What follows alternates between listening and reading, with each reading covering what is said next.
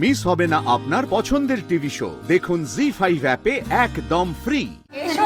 এই যে বাবা আয় বস। মানে সামনে এত বছর গড়িয়ে গেছে নাকি? হ্যাঁ, আমরা এতটাই বুড়ো হলাম? আমরা হইনি, ওরা বড় হয়েছে।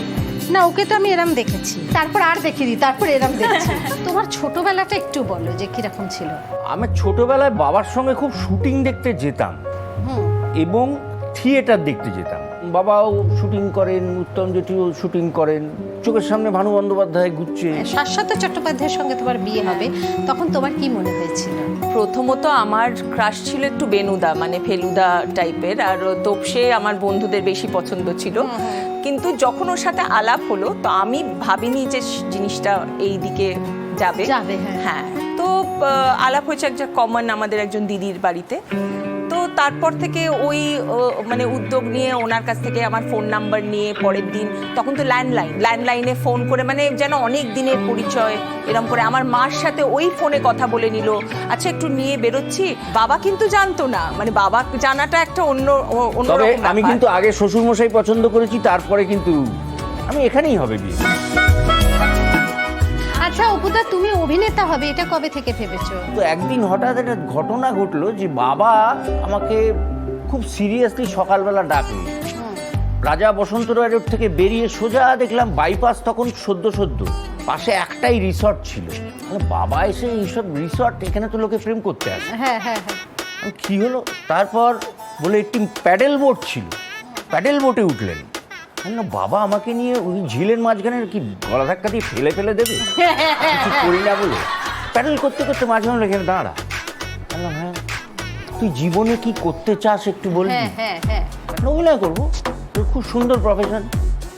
সকালে বাড়ি থেকে বেরোনো থেকে আরম্ভ করে বাড়িতে যতক্ষণ না ঢুকছি প্রত্যেকটা আমি কি খাবো না খাবো সব প্রডিউসারের দায়িত্ব। এবার শুটিংয়ের জন্য বিভিন্ন জায়গায়, আজ দার্জিলিং, কাল ওখানে এখানে ঘুরবো। আর তৃতীয়টা মনে রেখেছিলাম, বাবাকে বলিনি, প্রত্যেক ছবিতে আলাদা আলাদা হিরোইন।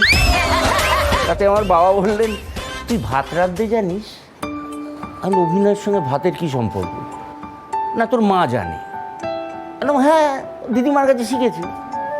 তো অভিনয়টা কি কিছুই শিখতে হয় না?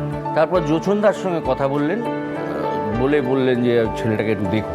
তো সেই থেকে শুরু থিয়েটার, এবং থিয়েটারেও তাও 1.5 বছর কোনো স্টেজে উঠতে পারিনি। ওই মাল তুলেছি, ঠেলায় করে মাল নিয়ে একাডেমি গেছি। তাতে করে কি ওই এডিটিংটা কিভাবে হয়, ক্যামেরা অপারেশন কিভাবে হয়। এমনও হয়েছে ওই সোনেক্সের যে গলিটায় আমি ক্যামেরা নিয়ে ফলো ফোকাস করছি, আমার সাবজেক্টকে জানো? তখনকার টেলিভিশনের সুপারস্টার সব্যসাচী চক্রবর্তী। গলি দিয়ে হেঁটে আসুন, আমি ফোকাস করবো, এটা আমার ট্রেনিং। ওইভাবে ক্যামেরা শিখেছি, ক্যামেরা অপারেশন শিখেছি। রবি রঞ্জন মৈত্র তখন এডিট, ওখানে দেবাংশু সেনগুপ্ত, এদের কাছ থেকে সব প্যারালালি ওগুলো শিখতাম। আমি বুমও ধরেছি, ট্রলিও ঠেলেছি, ক্যামেরাও অপারেট করেছি। মেন একটা লিড পেলাম, সেটা হচ্ছে সপ্তর্ষি বলে একটা 5 এপিসোডের সোনেক্স থেকে একটা প্রোডাকশন হয়েছিল। একজন টিচার, যেটা রোল করেছিলেন জোছনদা মাস্টারমশাইয়ের, এবং তার শেষের দিকে যখন তিনি মারা যাচ্ছেন, স্বপ্নে দুজন স্টুডেন্ট আসে। একজন ভীষণ অ্যারোগেন্ট, যেটা আমি করেছিলাম, আরেকটা চরিত্র ছিল যে খুব ভালো। সেই তোমার প্রথম কাজ।